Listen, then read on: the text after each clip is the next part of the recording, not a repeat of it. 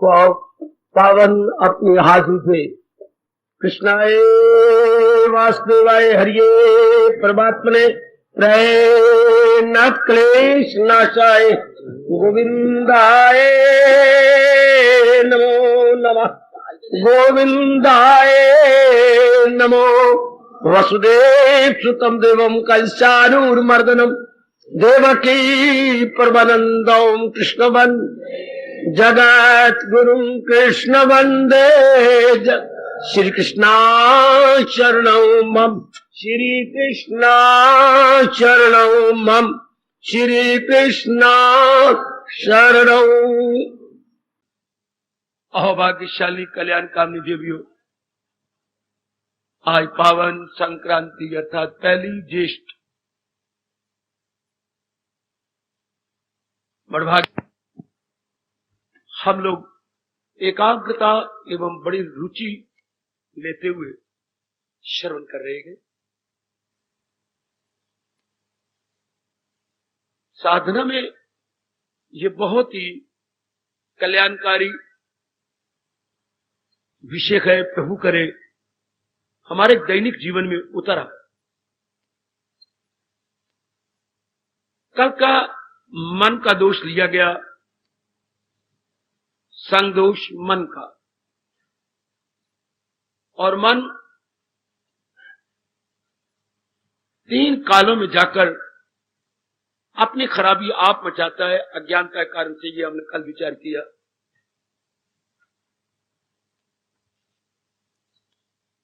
आज हम आगे बढ़ेंगे में कुछ समझ आ जाए आपको।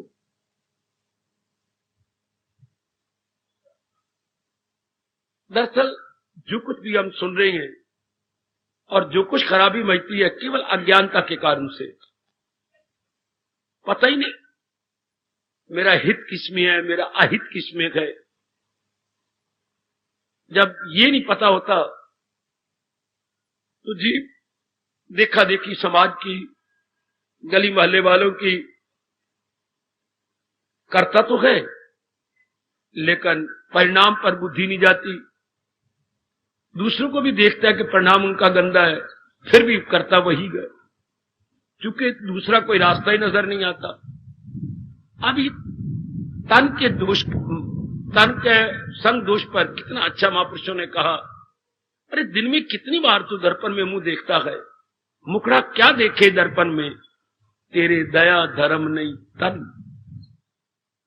तन का सफल होना तो तब था जब इसमें दया भी होती और धर्म भी होता। उल्टा दर्पण देख देख के हम संग दोष और बढ़ा लेती हैं। जिस आकृति ने विकृति में चला जाना है और जा भी रही है, दिन ब दिन बिगड़ती जा रही है, आकृति विकृति में जा रही है, उसी को सच्चा मान करके हम पता नहीं अपने बारे में क्या क्या धारणा बना लेते हैं। और मैं प्रारंभ करूं।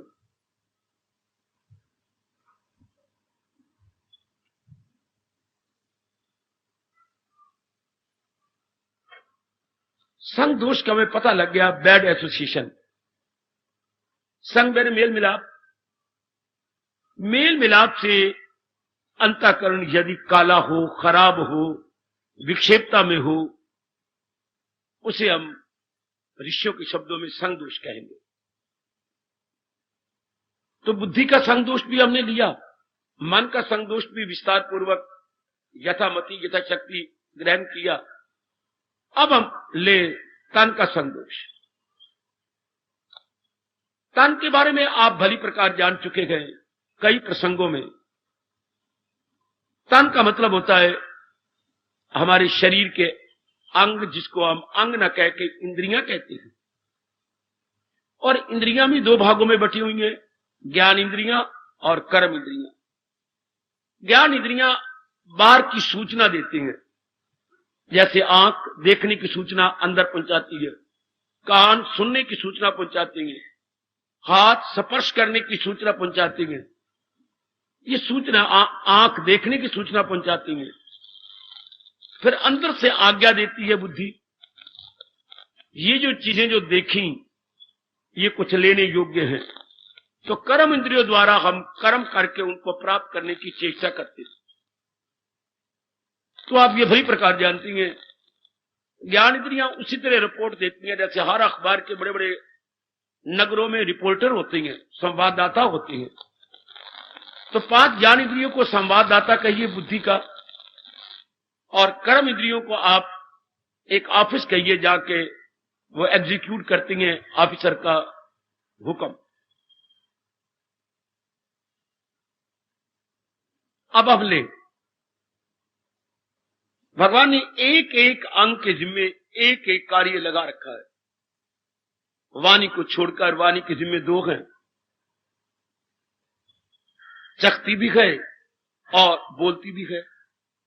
जब ये चखती है तो ज्ञान इंद्री कहलाती है, जब ये मेरी तरह बोल के कुछ अपने भावों को प्रकट करे तो ये कर्म इंद्री कहलाती है। बाकी सब इंद्रियों के जिम्मे एक एक काम भगवान ने लगा रखा है और वो कर रहेंगे। जब तक आत्मा अंदर है इंद्रिय अपना काम करती जाएंगी। अब सारी बात जैसे मैंने अभी अभी कही, अज्ञानता है। 3 समझिए, या तो मैं अपने मन को कहीं भूतकाल में ले गया हूं, या वर्तमान में या भविष्य में कुछ गड़बड़ मचाई है मैंने। अगर हम संतोष न करें तो फिर क्या होता है, ना हो उसको फिक्रे चुनाव चुनी।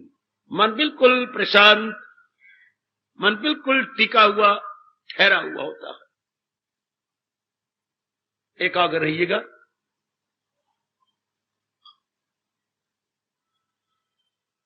अब नेत्र का काम देखना है, पर अगर मन ही निर्मल विमल एवं स्वच्छ ना हो तो मन को यह पता ही नहीं क्या देखना है। भगवान ने तो इस अंग के फंक्शन बना दिया, देखो, लेकिन साथ 3 गुण भी तो बनाया है ना। देखना था, हाँ देखना था, और अगर रजोगुण में देखा जाए तो वो दृष्टि खराब हो जाएगी। सतोगुण के इंसान की आंखें उठती ही नहीं है, अपना मस्त होता है। तमोगुण का इंसान तो अपनी शराब कबाब गंद मंद में रहता है। तो क्या देखना है, कैसे देखना है, ये बहुत थोड़े जीवों को कल युग में पता है। तकना कुछ और होता है, देखना कुछ और होता है। To see and to look, दोनों में बड़ा भारी अंतर है। अब आप ज्ञान की नजरों से नहीं देख रहे, महापुरुषों की नजरों से नहीं देख रहे, तो आंखें आजकल जीव का बहुत बुरा हाल कर रही है। नारी वर्ग तो खासकर आंखों का दुरुपयोग करके बार मुख्ता में अपने आप को लगा चुकी है। इनके पीछे मन को समझ चाहिए, तो आंखें नहीं देखा करती, देखता तो मन है, पर मन इन्हीं अंगों द्वारा ही अपने भविष्य को काला करता है। मेरी देवियों, मेरे सज्जनों, अब आप पे सत्वगुण बड़ा हुआ है, इधर कल्याण की कामना दिन प्रतिदिन तीव्र होती जा रही है, तो आप पर मेरे प्रभु की विशेष कृपा भी है। आपसे भूल नहीं होगी, आंखों से केवल देखना ही होगा, ललचाई हुई नजरों से नहीं, मोह भरी नजरों से नहीं, क्रोध भरी नजरों से नहीं। ये जीव को नजरें खराब करती है। प्रेम भरी नजर से देखना, इस ऐसे प्रेम में जिसमें कामना कोई ना हो, निष्काम भाव से प्रेम भरे से देखना, इसमें भगवान छिपे रहते हैं। निष्काम भावना से प्रेम भरी नजरों से किसी को देखना, वार्तालाप करना, जिसमें कोई वासना नहीं, कामना नहीं, स्वार्थ नहीं, ये देखना था। ये अब हर एक ने देखना है कि मैंने तन द्वारा संग दोष नहीं करना। सारा दिन यही तन चक्कर काटता रहता है, कभी कहीं कभी कहीं कभी कहीं। अगर आपके चक्कर बंद है या कम हो गए तो मैं तो यही कहूंगा भगवान की विशेष कृपा हो,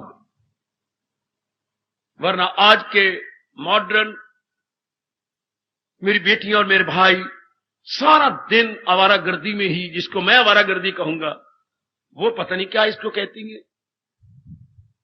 धक्के खाते रहेंगे। गंदी वासनाएं, गंदी कामनाएं, गंदी डिमांड उनको चक्कर में डाले हुए, बहुत बुरा चक्कर। अब आपने देख लेना है कि मेरे द्वारा आंखों का दुरुपयोग तो नहीं हो रहा, उम्मीद तो नहीं कि आप में से कोई ऐसा कर रहा हो, क्योंकि आपके पल्ले विवेक भी है, वैराग भी है, दुनिया की असलियत भी है, और भगवान के विशेष कार्य ये वेरी वेरी प्रोटेक्टिव बोल भी हैं, अनित्यम आसुक। क्या देखो, जो चीजें अनित्य है, दुखदायी है, इससे हमारे अंदर वैराग जवान रहता है। दिन में 2-3 बार तो जरूर उच्चारण कर लेना चाहिए, अनित्यम आसुकम। ऐ मेरे मन सावधान, जिस संसार में तू कई दिन काट चुका है और कई दिन काटते हैं, अनित्यम आसुकम।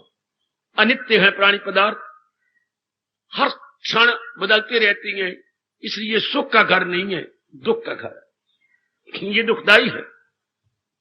8वें अध्याय में भगवान ने संसार को दुखालय कहा है, दुखालयम अशाश्वतम।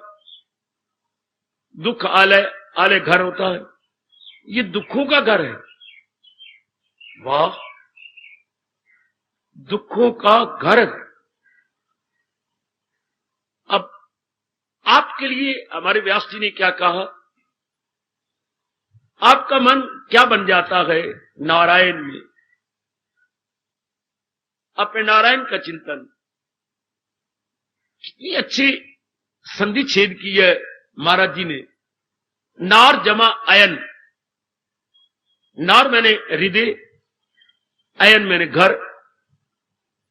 नार अयन, हृदय में निवास जिसका है तो वो बन गया नारायण।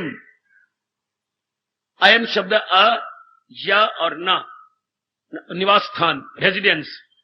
किसकी? नार की। नार मैंने जो हृदय के अंदर है। तो नारायण कौन? जो सर्वव्यापी तो है पर जीव के हृदय में भी है। इस तरह राम अयन, राम मैंने राम, अयन मैंने महल या घर। राम का महल तो इकट्ठा बन जाता है रामायण। जो रामायण भगवान के बारे में विस्तार पूर्वक बताती है, समझाती है और शिक्षा से भरी हुई है। इस तरह नारायण जिनका निवास जीव के अंतःकरण में है।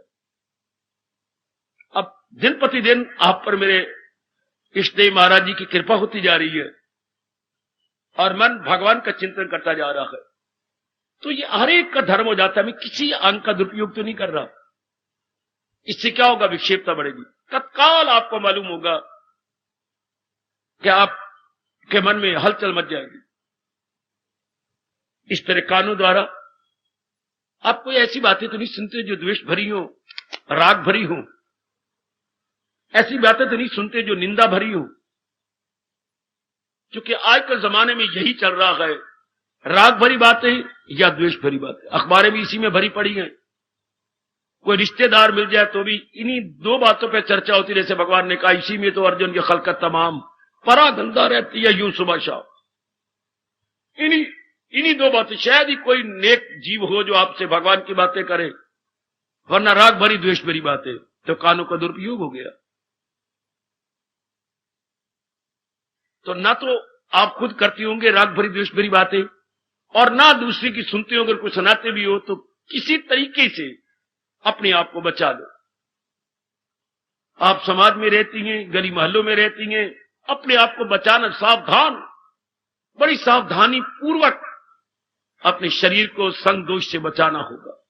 ना चाहने पर कोई रिश्तेदारी संबंधी घर में आ जाते हैं, कोई पत्र आ जाता है, पग पग पर तन का संग दोष आया पड़ा।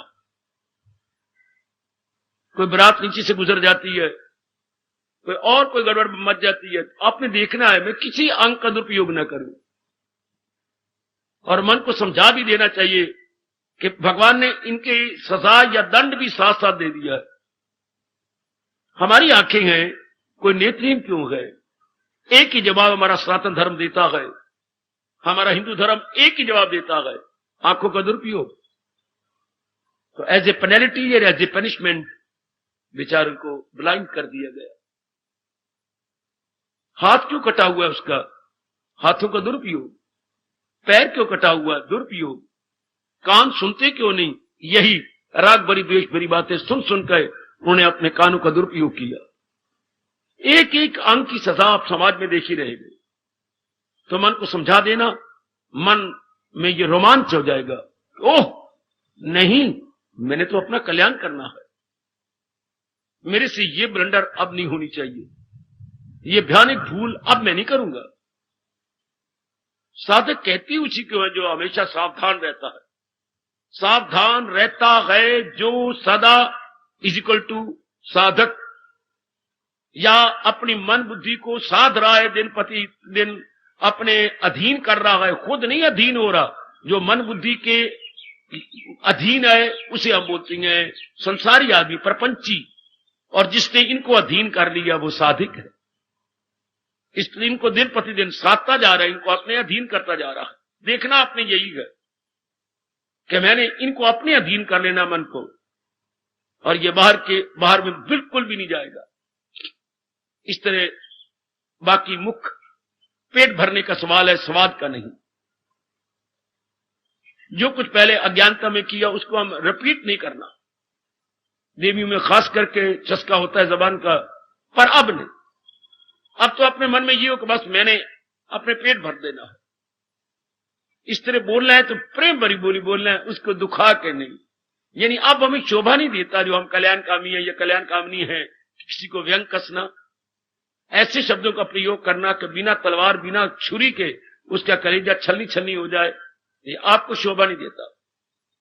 किसी भी उपस्थित कल्याणकामी को ये शोभा नहीं देता कि जबान की छुरी से किसी को दुखा दे ना।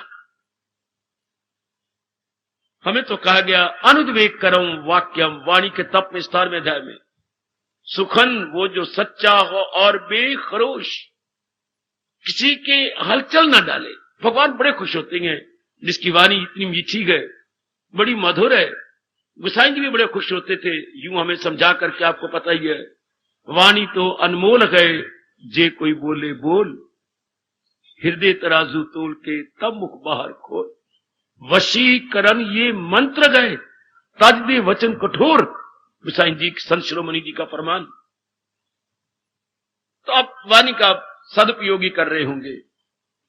अगर किसी में कमी है तो संग दोष को सामने रखते हुए ना, मैंने ऐसी वाणी नहीं बोलनी कि अगर कोई गाली दे देती थी बोलने में, अब नहीं शोभा देता, भगवान नाराज हो जाएंगे।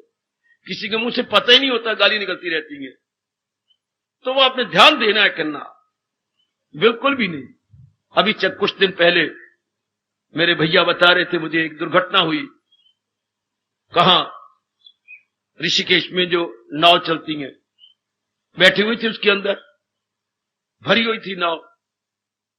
तो एक ने एक को कहा थोड़ी सी जगह दे दी उसको। कहते नहीं यार मुझे और जगह दे दे। उसने मुंह से कह देना था, और जगह में कहा दूं, पहले भरी पड़ी, चल साला कहीं का। ये शब्दकार उसने, जिसने को साला का उसने उठा करके उसके अंदर ही, तूने आखिर में तो इसमें आना ही है, तो मैं ही फेंक दूं। इतना क्रोध आया कि तूने मुझे साला क्यों कहा। थोड़ी सी जबान का शब्द दबा दिया। अब हमें नहीं शोभा देगा ये शब्द ऐसा निकालना। जब भी कुछ चंद दिन की पहले दुर्घटना, कि शब्द तूने क्यों बोला, वो बोलते रहे, उनको शोभा देता है रजोगुनी को। जबान का दुरुपयोग हमें नहीं शोभा देता, it is below our dignity. आपको शोभा ने कई एक ऐसी शब्द आपकी जबान पे पहले थे, अब नहीं। गंदे मंदे शब्द, अब शब्द जिसे हम अपनी भाषा में कहेंगे, अब हमें शोभा नहीं देता। हमें यही शोभा देता है कि जैसे भगवान जी कह रही हैं, मैं अपनी वाणी का सदुपयोग करूं। कितना तरस आता है उन बच्चियों पर जो मेरे संपर्क में आए गए, उन बच्चों पर, काके पर जो बोल नहीं सकते। सत्संग में लगातार एक बेटी आती रही है, वाना बंद कर दिया, सुन भी नहीं सकती, बोल भी नहीं सकती। तो कितनी बड़ी ये सजा है। आप में से कोई मेरी बेटी वाणी का दुरुपयोग न करे। शायद कुछ कर रही होंगी अपने घर के अंदर, बच्चा तंग करता होगा, श्रीमान जी कुछ तंग करते होंगे, या कोई और पड़ोसन, वो जो मर्जी कही जाए, कठोर शब्द कहे, अपशब्द कहे, गाली दे के कहे, हम भगवान जी मेरे से भूल ना होने पाए, मैं ये ऐसा ना करूं, शाबाश। आप ऐसा ना करें, शाबाश। मैंने एक ग्रंथ में पढ़ा था, आपको सुना दूं। एक दिन प्रातःकाल जब स्नान स्नान करके शरीर कपड़े कुपड़े पहन के बाहर आया, तो वाणी के पास सारे अंग इकट्ठे हो गए। सुनो जरा घटना, कैसी घटना है। वाणी के पास सारे अंग, मतलब 9 अंग वाणी के पास हाथ जोड़ के खड़े हो गए। तो वाणी ने कहा, बात क्या है, तो मेरे सामने क्यों खड़े हो गए हो? हम प्रार्थना करने आए हैं, अगर तुम आज्ञा दो तो प्रार्थना करें। हां बोलो, सवेरे सवेरे तुम्हें प्रार्थना की सूझी है, सुन तो लो हमारी बात। देख, आज दिन चढ़ने वाला है, तुम्हें भगवान ने अजीब बनाया है। गाली तुम देती हो, कठोर बातें तुम करती हो, और मार हमें पड़ती है। कोई मुक्का मार देता है, कोई मुंह पे थप्पड़ मार देता है, कोई नाक पकड़ करके हमें चूंडियां मार देता है, और तुम बोल के कसूरवार तुम होती हो। तुम तो बोलो और तुम्हें भगवान ने ऐसा कवर दे रखा है, अंदर चली जाती हो। तुम्हें तो लोग कहते कुछ नहीं, मार हम खाती हैं। इसलिए हाथ जोड़ के कहने आए गए, हमारी रक्षा करो, मीठे शब्दों का प्रयोग करना दिन में, हमें मार न डलवाना। ये अच्छी शिक्षा है भाई। वाणी, कसूर तो वाणी को होता है, मार सारे शरीर को पड़ती है। तो अब हम कल्याणकामी जीव, कल्याण करके 2 दिन काटना चाहती हैं और इस जहान से हमेशा के लिए कूच करना चाहती हैं। तो वाणी का सदुपयोग, भगवान बड़े खुश होते। 17वें अध्याय में वाणी के तप एक बार फिर पढ़िएगा और देखिएगा मेरे द्वारा ये अप्लाई हो रहा है, मैंने अपने ऊपर ये लगा लिया कि लागू किया या नहीं। इस तरह हाथों द्वारा सदुपयोग, पैरों द्वारा सदुपयोग, ये आपने देखने के 10 अंग हैं हमारे, और निरीक्षण करना है कि मैं कहीं किसी अंग का साथ संग दोष तो नहीं हो रहा, किसी के साथ तो नहीं संग दोष हो रहा। पुराने दोस्त मिल जाते हैं, गंदी मंदी बातें ले बैठती हैं, हो गया संग दोष। खाने पीने का संग दोष, पहले आप गंदी मंदी चीजें खाते थे, अब तो नहीं खाते। पहले दोस्तों के साथ बात बैठ करके इधर उधर की बातें लड़ाते थे, अब तो नहीं लड़ा रहे। अब तो गंदे स्थानों पर, क्लबों पर आप नहीं जाते, सिनेमा के नजदीक आप नहीं गुजरते। कितने गंदे गंदे इश्तिहार लगे होते हैं, कितने बहुदा, अश्लील, इनडिसेंट, वल्गर, उधर तो नजरें नहीं जाती। नेक आदमी तो अच्छा होता है कि गुजरे ही नहीं। सिनेमा वाले जो भी कर रहे हैं, let them do like anything, हमें वहां से दूर रहना चाहिए। कितना अच्छा महापुरुषों ने कहा, बुरे से है दूरी, बुरे का इलाज। बुरे का इलाज क्या? द्वेष तो करना नहीं, अपना मन काला हो जाएगा, उससे दूर रहना चाहिए। भला हो महापुरुषों का जिन्होंने ये इलाज बताया, बुरे से है दूरी, बुरे का इलाज। इनके सिनेमा बना रहे, हम इसके नजदीक ही नहीं जाएंगे। शराब के ठेके बने रहे, हम नजदीक ही नहीं जाएंगे। बुरे आदमी बने रहे, हम उनके साथ यथासंभव चर्चा ही नहीं करेंगे। बुरे आदमी को थोड़ा हम खत्म कर सकते हैं। आपने ये ध्यान देना बड़ी सावधानी पूर्वक कि मैंने अब संग दोष शरीर का नहीं होने देना, ना किसी कीमत पे नहीं होने देना। घर के अंदर कोई आ भी गई है तो किसी तरीके से उस चर्चा को बंद कर दो, बंद करवा दो किसी तरीके से। समझ के मेरा मन दुखता है, ये बातें अब ना कर। वो कहेगी है नहीं तो क्या हो गई, मैं कुछ और की बनती जा रही हूं, मेरा मन दुखता है। ना दुखा मेरे मन को, और कोई तरीका अख्तियार कर लिया जिससे कि शारीरिक संग दोष आपके साथ ना होने पाए। बड़ी मुश्किल से इसको दूर करना होता है।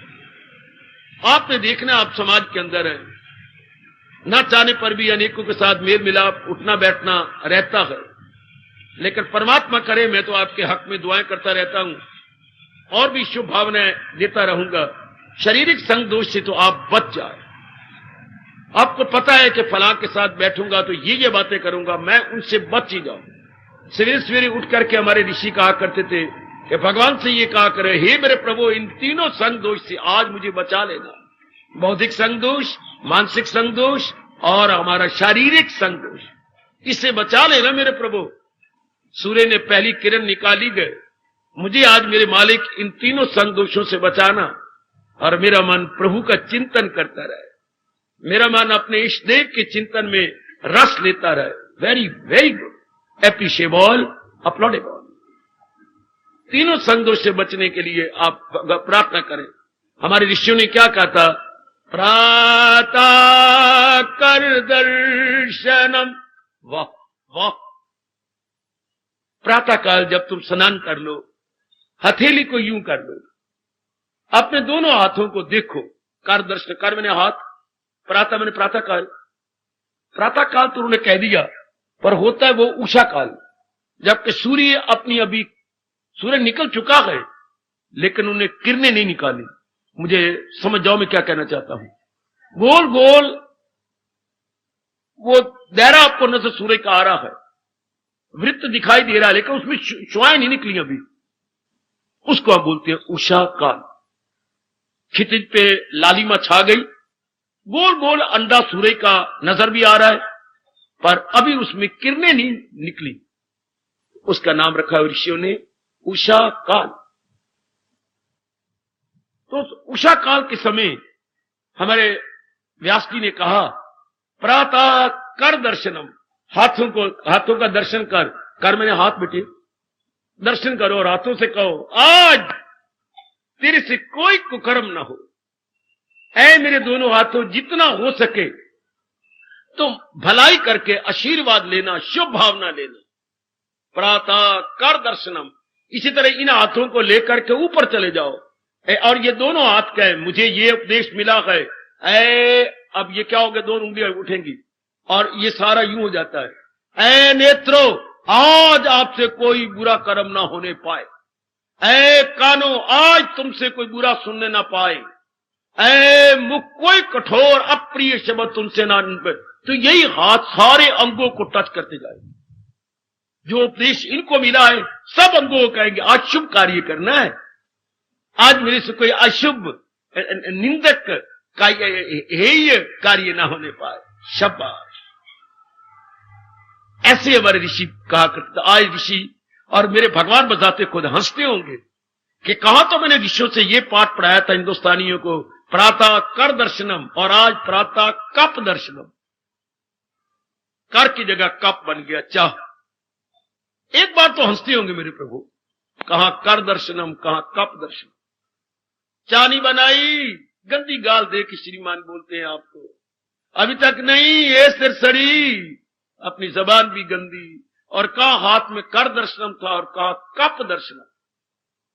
आप में से कोई भी ऐसा न करे, पहले नहाना धोना, शौच जाना, दातन कुल्ला करना, साफ मुंह करके गंदगी निकाल के अपनी फिर कोई चीज खानी पीनी चाहिए। वरना शास्त्र कह रहा है, आयुर्वेदिक कह रहा, बिना नहाए बिना शौच किए कोई भी चीज खाओगे वो जहर के समान होती है, विषतुल्य, विषतुल्य, जस्ट लाइक पॉइजन। क्योंकि सारा आपका मुंह गंदा है, गंदी हवा आपको आती रही है, मुंह में से आती रही, एक एक रोम गंदी हवा लेता रहा है, छोड़ता रहा है, तो अच्छा नहीं होता। इस तरह बड़ी भारी निगरानी करनी पड़ती है कि मैंने संग दोष से बचना है। भगवान भी आपको शक्ति देंगे जब आप दिलो जान से पुरुषार्थ कर रही होंगी। भगवान देख के निहार के बड़े प्रसन्न होंगे। आपने भी प्रातः काल कह देना है, प्रातः कर दर्शनम, मेरे हाथों आज तुमसे कोई बुरा कर्म ना होने पाए।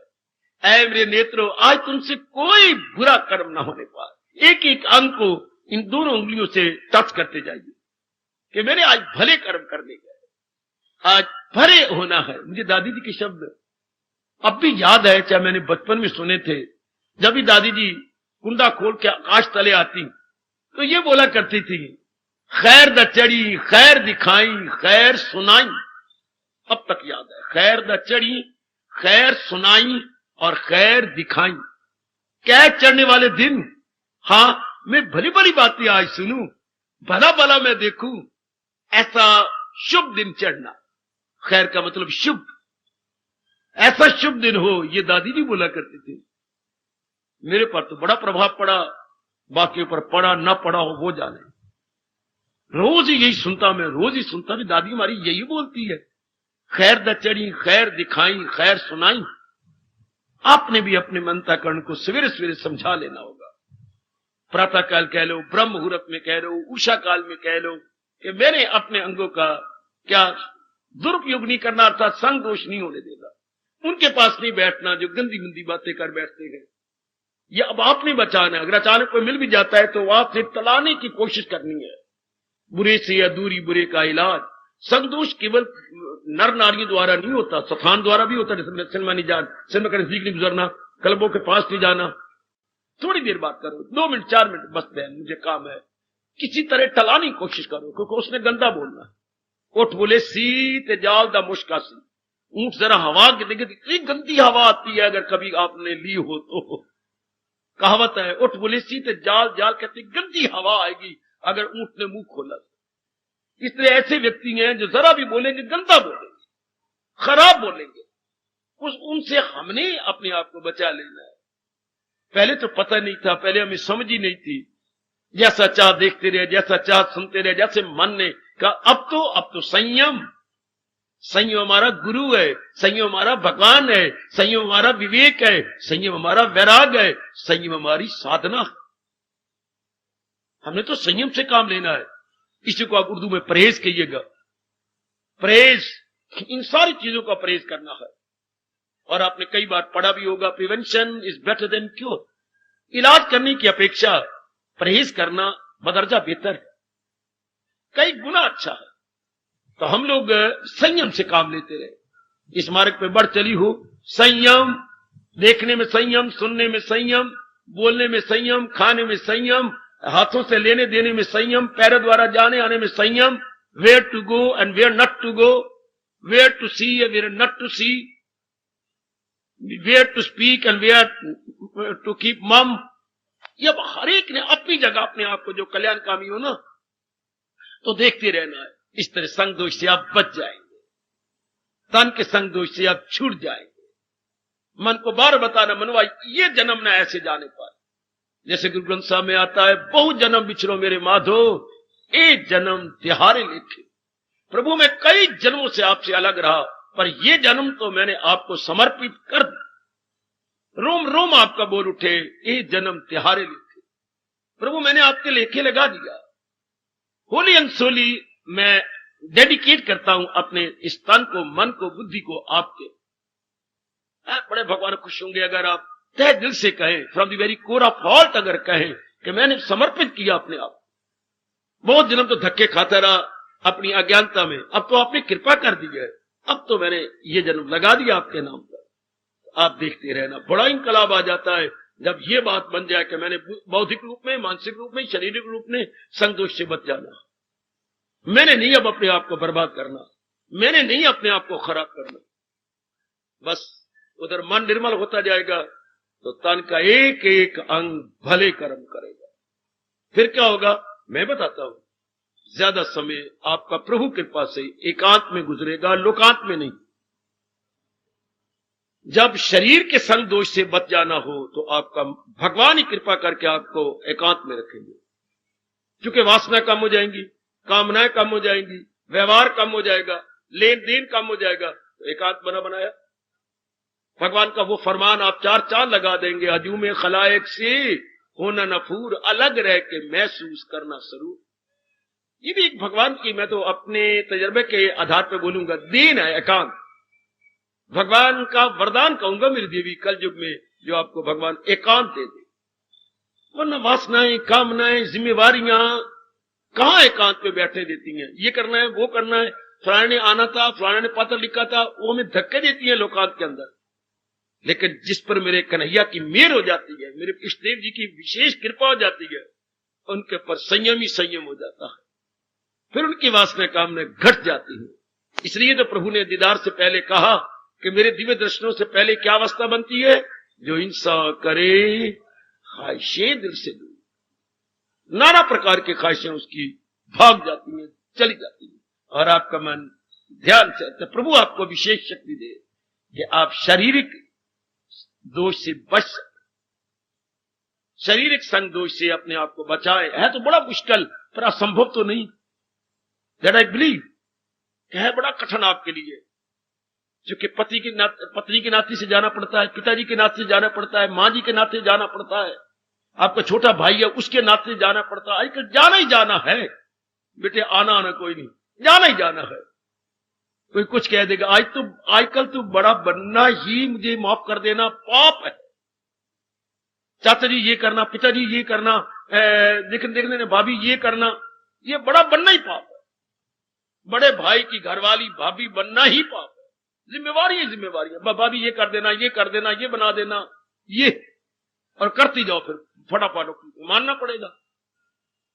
आपको ना मानती तो फिर परिवार में रहना नर्क बन जाता है, और मानो तो संगदोष होता है। रब से यही कहना, प्रभु मैं क्या करूं, मैं दुविधा में फंस गई, मानती हूं तो मरती हूं और नहीं मानती तो परिवार मरता है, मैं कहां जाऊं।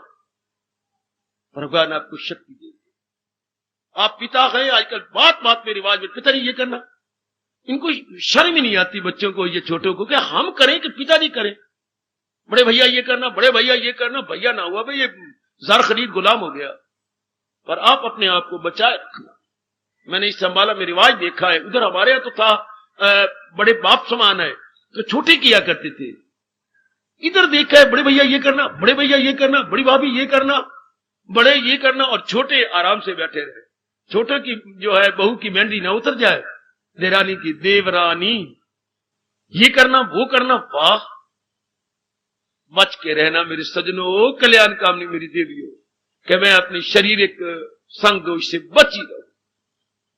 इसको अब और बताऊं, इसका सदुपयोग क्या होता है। एक तो जाप करते रहे, अच्छा हाँ, और हाथों से दिन में थोड़ी सी माला जरूर फेर लेनी चाहिए। महापुरुषों ने कहा इससे कल्याण होता है आपका। मैं भी फेरता रहता हूं गाहे बगाहे, क्योंकि पुण्य है तो मैं क्यों वंचित रहूं।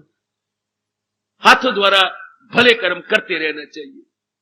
माला ना हो तो आप कुछ दाने रख लीजिए। हाँ, तो जब आपने कुछ जाप किया, एक एक दाना निकाल के पैर रखते जाइए, और वो दाने जो निकले बार पक्षियों को डाल दो। ये बड़ा पुण्य होता है, बड़ा पुण्य। इस तरह आंखों द्वारा आप जाप कर रहे हैं, सामने भगवान जी का चित्र रख दो, या जहां चित्र लगा रखा है वहां सामने बैठ के आंखें खुली हो भगवान के चरणों पर, और जाप करते रहो। आंखें सफल, वाणी सफल, शरीर सारा सफल। बोला गया 10 अश्वमेध यज्ञ, अगर आपने शास्त्र पढ़े हो तो।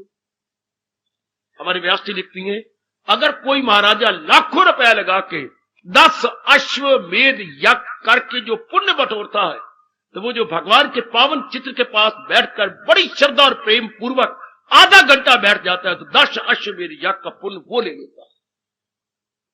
हाँ, ये व्यास जी लिख रहे हैं। जी हाँ,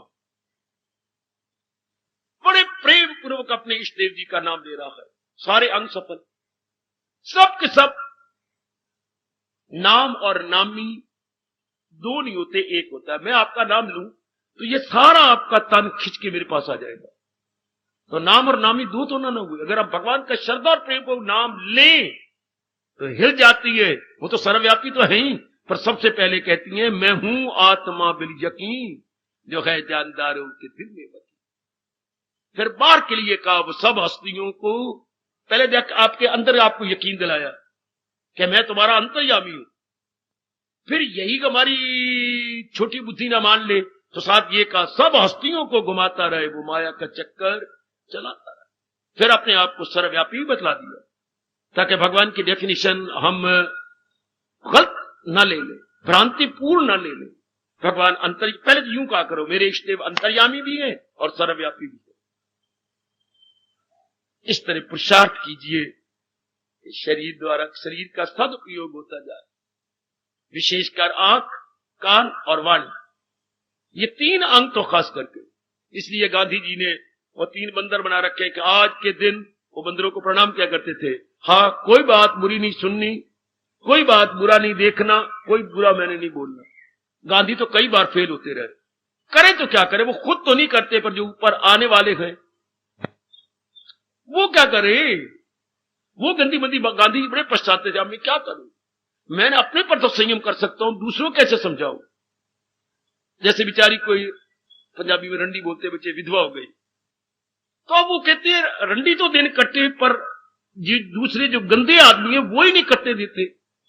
हाँ, तो गांधी कहा करते थे मैं तो इन अंगों को संयम किए बैठा, पर ऊपर आने वाले मुझे संगदोष बना देते हैं। भगवान आपको बचाए। मैं तो दुआएं कर सकता हूं आपके हक में कि प्रभु शारीरिक संगदोष से आपको बचाए। बचना है बड़ा मुश्किल,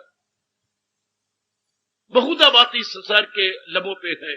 और कहा परमात्मा आपसे मेरे से उम्मीद क्या रखता है, क्या सुनी बात से भी करे इतराज रहे, अनसुनी से भी तू करो शर्त पूरी। अगर ना आपके कष्ट निकले तो फिर कहना, ना मोई हुई मां आपको याद आ जाए तो फिर कहना, ये शर्त पूरी करो। कैसे की जाए? क्योंकि मालिक ने ये कहा है कि जो मेरे प्यारे गए वो सारी पुरानी बातें भूल जाएंगे, नहीं सुनने का शौक नहीं होगा। लेकिन दूसरों के लिए क्या किया जाए? अपने पर तो संयम हो सकता है, लेकिन व्हाट अबाउट अदर्स? भगवान से प्रार्थना करो कि प्रभु जिस तरह भी हो ये इन प्रकार मैं अपने आप को बचाता रहूं। एक इस तन का बड़ा लाभ जो मैं आपको कहूं, प्रातः काल उठना। अगर कोई रोज यहां तशरीफ ला रहा है और प्रातः काल नहीं उठता, उसके लिए शर्म की बात है।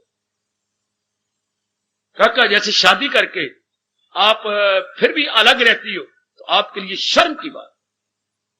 शादी की तो फिर जिस तरह भी हो, अगर दोनों नौकरियां करते हो तो एक ही घर में रहो, एक ही स्थान में रहो, ट्रांसफर कराओ। ये बड़ा जरूरी हो जाता है। आप अलग अलग रहेंगे तो मन नहीं जमेगा, अब विश्वास हो जाएगा एक दूसरे के ऊपर है। और भी कई बातें हो जाती हैं, जैसे शादी के बाद इकट्ठे रहना जरूरी है। इसी तरह भगवान का प्यारा बन के प्रातः काल उठना और जीवात्मा को मालिक के संग मिलाने की चेष्टा करना अनिवार्य है। यह आपके लिए अनिवार्य शब्द लेकर मैं जरूरी भी नहीं कह रहा, अनिवार्य होता है, inevitable, unavoidable, that we can not avoid. भगवान हमारे से उम्मीद यही रखते हैं कि हम प्रातः काल इस सारा तन सफल हो जाएगा। जब आप सवेरे बैठ जाएंगे, देखिए 10 के 10 अंग आ गए, आपने चौकी लगाई, निचले अंग कंट्रोल हो गए, आपने हाथों को यूं करके किया तो दोनों हाथ कंट्रोल हो गए, आपने रीढ़ की हड्डी उठाई तो पिछला अंग सारा कंट्रोल हो गया, आपने मुख से भगवान का पावन नाम लेना शुरू किया तो इतना हिस्सा कंट्रोल हो गया, आंखों को बंद करके भगवान की झलक लेने की चेष्टा की तो ऊपरले आंखें भी कंट्रोल। एक एक अंग का सदुपयोग हो जाता है जब आप प्रातः काल बैठ जाती है, केवल केवल भगवान के लिए, कोई कामना रख के नहीं, कोई इच्छा रख के नहीं। कितने प्योरिफिकेशन का ये अच्छा तरीका बताया गया। प्रातः काल अपने आप का पेट साफ किया, दातन को लगे, स्नान कर लिया, रात वाले कपड़े ना पहने, दूसरे कपड़े धुले हुए पहन करके डट के बैठ गए। बहुत बढ़िया तरीका जो हमारे महापुरुषों ने कहा।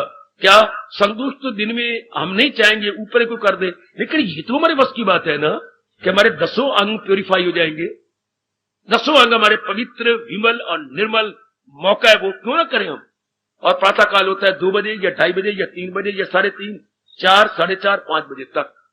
तो तैयार अगर आप बड़ी भी कोशिश करें, आधा घंटा तैयार होने में लग जाएगा।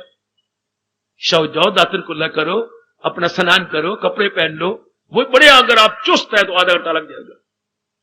अगर घुघु मुगु है तो ज्यादा देर लगेगी। कई बजे लिलड़ होती हैं बेटियां, देर ही लगा, हर काम में देर, तो उस वक्त देर नहीं लगानी, क्योंकि जल्दी जल्दी कर लूं ताकि बाकी उस समय की कंजूस बन जाना।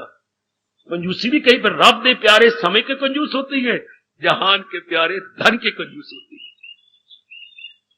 आप लोग समय के कंजूस, मेरा समय कम लगे, बाकी समय में अपने भगवान को दे दो, बाकी समय में अपने प्रभु को दे दो। तो ये बहुत ही बड़ा पवित्र। और अगर भगवान करे आपको संतोष होगा ही नहीं। लो जो व्यास जी कहती है, महाराज जी मैं स्पष्ट कह रहा हूं, जिनका जाप चल पड़ा है उनको संतोष होगा ही नहीं। आह, जोर की ताड़ी मार दो, जोर की ताड़ी मार दो, जोर की ताड़ी मार दो। जिनका मुख से जाप चल पड़ा उनका संतोष क्या होगा। उन्होंने तो पहले ही साइन बोर्ड लगा दिया है, क्या? No admission without permission, no admission without permission. आज्ञा के बिना प्रवेश निषेध, हिंदी बोलेंगे, बिना आज्ञा प्रवेश निषेध। जब भगवान जी का जाप चल पड़ा है, कोई कितना ही गंदे से गंदा व्यक्ति आ जाए उसकी बातें प्रवेश ही नहीं करेगा। नो एडमिशन क्योंकि महाराज जी का जाप जो चल पड़ा। भगवान करेगी हम सबका चल, फिर आप संग दोष से बच गए। नहीं, केवल तन के नहीं, मन के भी, केवल मन के नहीं, बुद्धि के भी, जिसका जाप चल पड़ा। अगर ये नहीं चला सके तो मैं भी शर्मिंदा और आप भी शर्मिंदा, हम दोनों, श्रोता वक्ता, टीचर एंड दी टॉट, हम दोनों ही शर्मिंदा हो जाएंगे। जाप तो हमारा चल पड़ना चाहिए। फिर हम डरने, जैसे कल अब घबरा रही थी या घबरा रहे थे कि ये कैसे बनेगा, जाप चल पड़े तो ये हमें बचा लेगा। बौद्धिक संग दोष भी नहीं होगा, ध्यान दे लो।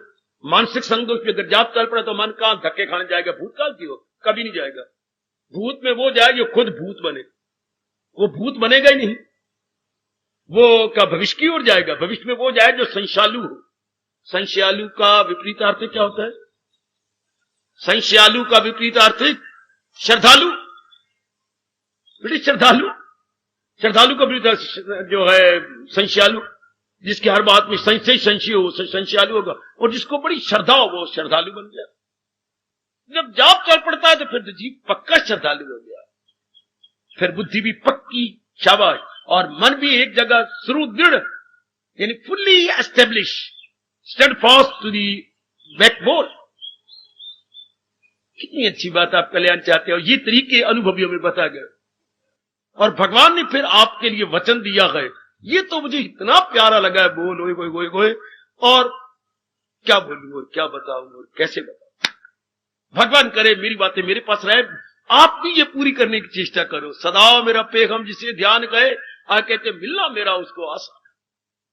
कितना अच्छा कलयुगी जीवों के लिए कहा गया, कितना सुंदर कहा गया। तस्याम सुलभा पार्थ नित्य युक्त से योगी, जो सदा मेरे सिमरन में लगा रहता है, उसके लिए एक बार आजमा के देखो कि भगवान का ये बोल सच्चा कि झूठा। वो ये कह रहे तो पाप है, पर फिर भी मैं जुर्रत करके कहूंगा कि आजमा तो लो। आजमाते आजमाते ही आपका कल्याण हो जाएगा, इसके आजमाने भी आपका कल्याण है। लेकिन मैं देखूं सही, भगवान ने कहा तो मेरा मिलना उसके लिए बड़ा आसान है। किसके लिए? जो मुझे भूलता नहीं, आहा, अर्थात जो मेरे चिंतन में लगा रहता है। और जरा लेट अस सी, हम भी जरा देखें कैसे होता है, आजमा के देखो जरा। और ये चिंतन आपका जारी हो। नारी का चोला जी, नारी चोले को सत्संग आजकल के जमाने में मिलना असंभव कह दूं तो मैं कोई असत्य शब्दों का प्रयोग नहीं करूंगा, असंभव आजकल के जमाना में। और फिर गीता जी का सत्संग, इतनी चोटी की फिलॉसफी, इतनी चोटी की ब्रह्म विद्या, तो आपको नित्य सवेरे प्रातः नित्य सायं मिल रहा है। नारी चलो बड़ा मुश्किल है। अगर कहीं सत्संग होता होगा तो सप्ताह में एक बार छैने बजाई जाती हैं, ढोलकियां बजाई जाती हैं, और भगवान की किसी पावन नाम का कीर्तन कर देता। फिलॉसफी कहां, ब्रह्म विद्या कहां, और आपको मिला हुआ है। ये तो भगवान की विशेष कृपा। तो अपने कहते जब भगवान ने इतनी कृपा कर दी तो मैं भी संदोष से बच जाऊं, मैं भी अपना कल्याण कर जाऊं। श्रद्धा ही नहीं जमती। नर आज कल नर का मन ऐसा बन चुका है, श्रद्धा ही भगवान पर नहीं जमती। लो, जिसके कारण से मुर्दा शरीर जिंदा है, उस शक्ति पर ही श्रद्धा नहीं जमती जो हमारे अंदर आत्मा बन करके हमें जिंदा रखे हुए है, उस पर ही श्रद्धा। आपकी तो श्रद्धा है, विश्वास भी है, श्रद्धा भी है, निष्ठा भी है। फिर कभी समझाऊंगा आपको विश्वास क्या होता है, श्रद्धा क्या होती है, निष्ठा क्या होती है। आपको तो मैं तीनों निहार रहा हूं, आप भी लाभ उठा लो। फिर आप गृहस्थाश्रम में है, अब तो ऐसा मन बन जाए कि मैं इन संग दोष से बच जाना है। तो कौन बच गया? व्यास जी फरमाते कौन बच जाएगा? जिसका जाप चल पड़ा है, आंतरिक रूप से, बाह्य रूप से। लबों पे भी भगवान का नाम है और मन में भी उन्हीं का चिंतन होता है, उनको संग दोष स्पर्श नहीं करता। रामायण में एक जगह आता है, बड़ा अच्छा कहा गया, जब विभीषण के सामने हनुमान जी प्रकट हो जाती है, कहा लंका में कि है ये घराना, एक तो ध्वनि भगवान की निकली है प्रातः काल, और बाहर शंख बना हुआ है, चक्र बना हुआ है, और ये तुलसी का पावन पौधा भी दिखाई दे रहा है। तो आकाश मार्ग से नीचे उतर है कि हो ना हो, ये तो कोई मेरे इष्टदेव का पुजारी है। और सचमुच ही ठीक निकला कि वो भगवान जी के पुजारी थे।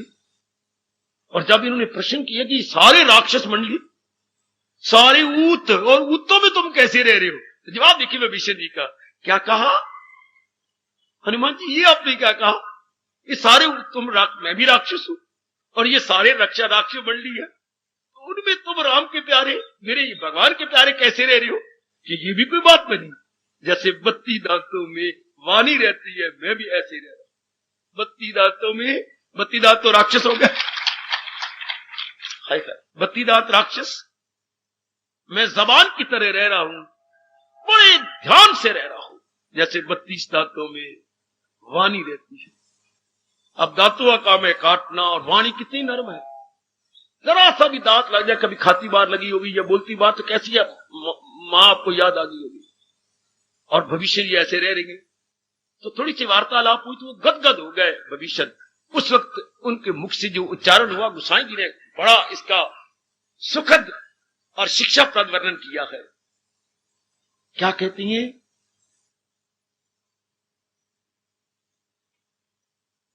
ऐ हनुमान, अब मुझे पूरा भरोसा हो गया है, पूरा। क्या कि जो संत मिलन होता है वो भगवान की कृपा से होता है। भगवान ने विशेष कृपा की है जो आज मैं आपको मिल रहा हूं। उसके बाद एक प्रसंग पे फिर हनुमान जी बोलते हैं, कै हनुमंत विपत्ति प्रभु, कोई वार्तालाप चल रही थी। भगवान जी एक बात तो मुझे तजर्बा हो चुका, तो महाराज जी बड़ी खुशी से सबको जानते थे, जानते भगवान राम, तो पूछते क्या क्या क्या क्या क्या क्या क्या क्या तुम्हें पता? ये तो मुझे कठोर तजर्बा हो गया। क्या? कै हनुमंत विपत्ति प्रभु सोई, प्रभु ये मुझे पता लग गया है कि ये 3 प्रकार के क्लेशों दुखों में से एक न एक दुख तो आया के आया। सुन लो मेरी देवियों, मेरे सज्जनों, कै हनुमंत विपत्ति प्रभु सोई, इनमें से एक विपत्ति तो आई के आई, जब तब सिमरन भजन न हो। जब ये नालायक और मंदभागी जीव आपके सिमरन से हट जाएगा, कोई ना कोई तो बिजली गिरी, कोई ना कोई तो आफत सिर पे आई। मैं बहुत लाभ उठा रहा हूं हनुमान जी के इस फरमान का, आप भी उठाते रहना देवी, आप भी उठाते रहना। कै हनुमंत विपत्ति प्रभु सोई,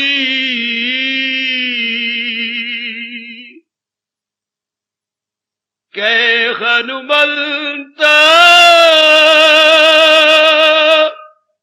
विपत्ति प्रभु सोई, जब तब सिमरन भजन न होई। उधर हमारे कृष्ण, अगर मुझको मन में बसाएगा तू, तो हर रोग से पार जाएगा तू। सबसे बड़ा रोग है आवागमन का, सबसे बड़ा रोग जो बार बार जन्मना और मरना, बाकी छोटे मोटे रोग है।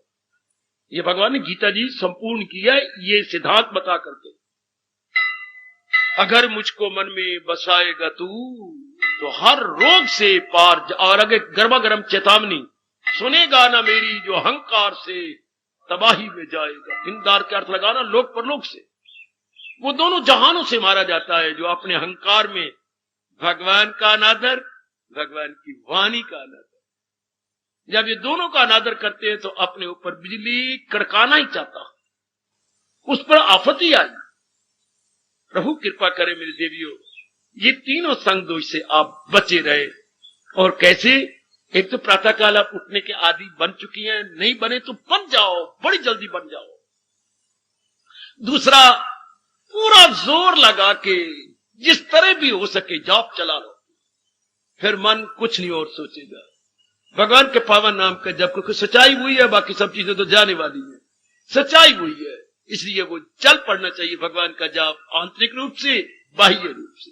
कई बार भूल जाओगे, फिर याद कराओ, फिर आपका स्वभाव पड़ जाएगा। जैसे भूलने का स्वभाव, मैंने मन को ये समझाता था जब मैं जंगलों में था, जैसे मनुआ तेरा भूलने का स्वभाव है ना, तो तेरा याद करने का स्वभाव भी बन जाना चाहिए। वो भी तो स्वभाव का भूल जाती है। There is also nature, now new nature, नई नेचर ये बनाए का भूले ही ना। ऐसे समझाओ अपने मन को। ये मेरे गुरुदेव ने मुझे बताया, जैसे भूलने का स्वभाव है ऐसे सदा याद रखने का भी स्वभाव अपना, वो भी हमारी गलती से हुआ है। अब हमारे अज्ञान में अब हम हमेशा याद रखें, क्योंकि हमारा कल्याण इसमें है, हमारी भलाई इसी में है। पुरुषार्थ करो, भगवान और मेरी भगवान की दिव्य शक्ति और मेरी शुभ भावनाएं आपके साथ ही हैं और रहेंगी कि मैं संग दोष से बच जाऊं, संग दोष से छूट जाऊं। फिर आपके लिए क्या, लाइन क्लियर।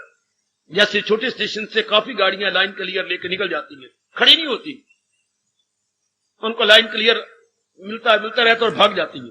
इसी तरह फिर हमारे लिए लाइन क्लियर है। अगर परिवार में रहते हुए मेरे से भी कहीं ज्यादा भगवान खुश आप पे होंगे, क्योंकि मैं तो एकला हूं ना, और अपने एक कमरे में बैठा रहा कैदियों की तरह, चुपचाप सब क्रिया मेरी उसी में होती रहती है, और आपको तो जगह जगह जाना पड़ेगा, इधर इधर ये कर वो कर। भगवान कितने खुश होंगे जो अनेकों जगह जाओ और फिर भी भगवान को याद रखो। फिर कितना आदर दिया है आपको मेरे भगवान ने। मुझे दिल से अर्जुन भुलाता नहीं, किसी गैर से दिल लगाता नहीं। भगवान 10 कदम और आगे निकले हैं, कभी मैं उसे छोड़ सकता नहीं।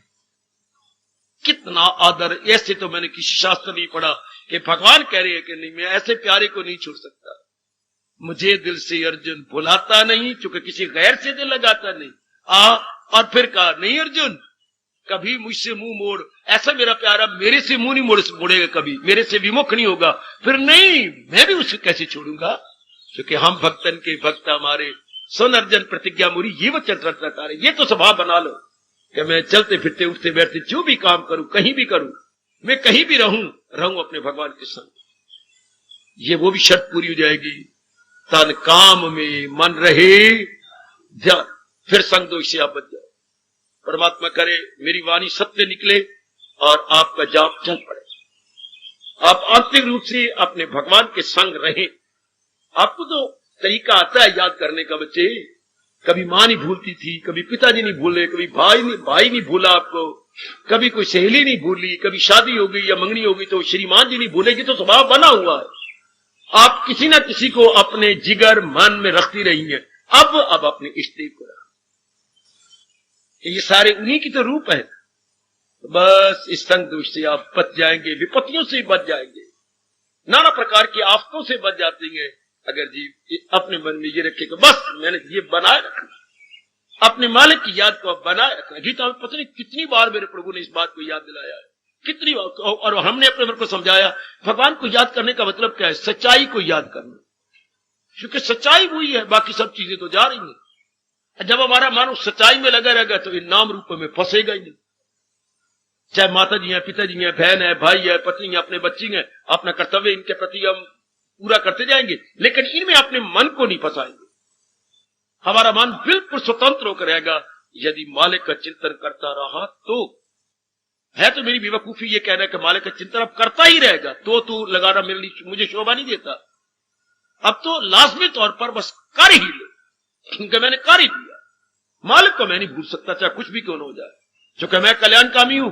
अब मैंने भगवान की जात को नहीं भूल सकता। इतने लेक्चर आपने बड़े विस्तार पूर्वक सुनी है, इतनी गीता जी आपने सुनी है, गीता जी का पाठ भी किया है, तो इतनी कृपा तो हम अपने पर करें। कृपानाथ कृपानाथ इतनी कृपा तो करो अपने भगवान का नाम, आहा उनको हम याद रखते हैं, अब उनको अपने मन में बनाए रखें, बस फिर बेड़ा पार है।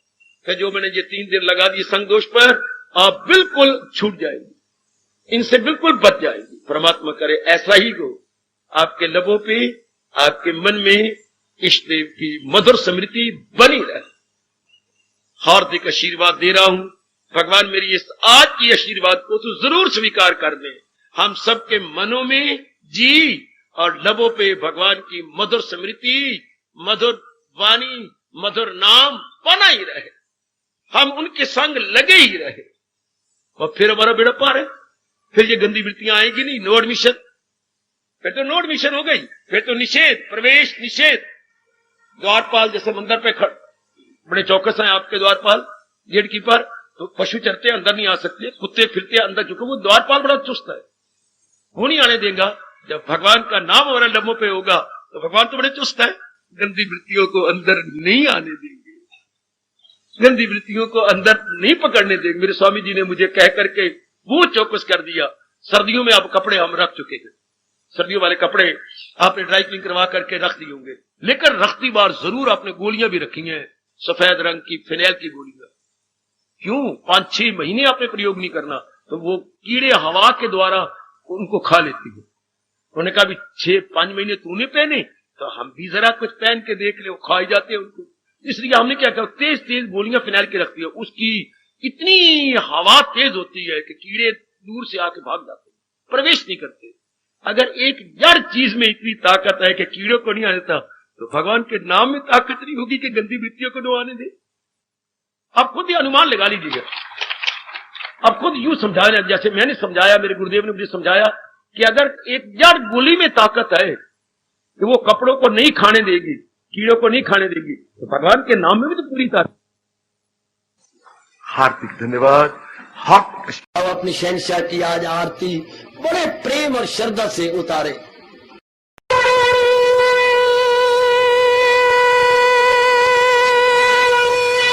ओम जय जगदीश जय हरे स्वामी जय दीनानाथ हरे भगत दास जनों के अवगुण क्षण में दूर करे। हरिओम जय जगदीश हरे जो ध्यावे दुख विनिचे मन का दाता, दुख विनिचे मन का सुख तू मची घड़ी आवे, सुख तू कष्ट मिटे तन का। हरिओम जय जगदीश हरे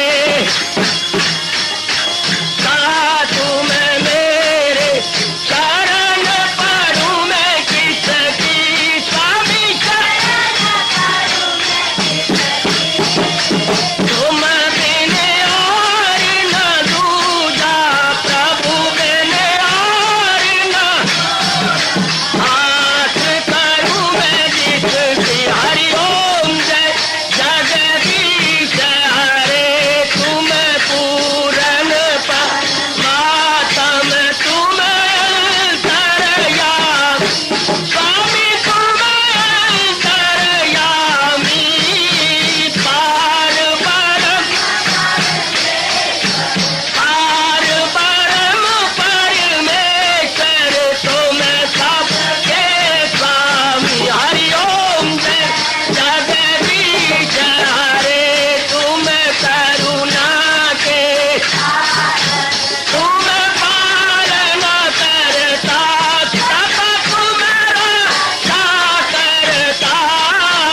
मैं रखिया ज्ञानी मैं सेवक प्रभु की कृपा करो भरता। हरिओम जय जगदीश हरे तुम हो एक अगोचर सबके प्राणपति, स्वामी सबके प्राणपति। किस विधि मिलूं दयालु, किस विधि मिलूं कृपालु, तुमको मैं तुम। हरिओम जय जगदीश हरे दीना बंधो ठाकुर तुम मेरे स्वामी रक्षक तुम मेरे। अपने हाथ उठाओ अपनी चरनी लगाओ, द्वार पड़ा मैं तेरे। हरिओम जय जगदीश हरे विजय विकार पाप हरो देवा, स्वामी कष्ट हरो देवा। श्रद्धा प्रेम बड़ा श्री गीता जी की से। हरिओम जय जगदीश हरे मन धन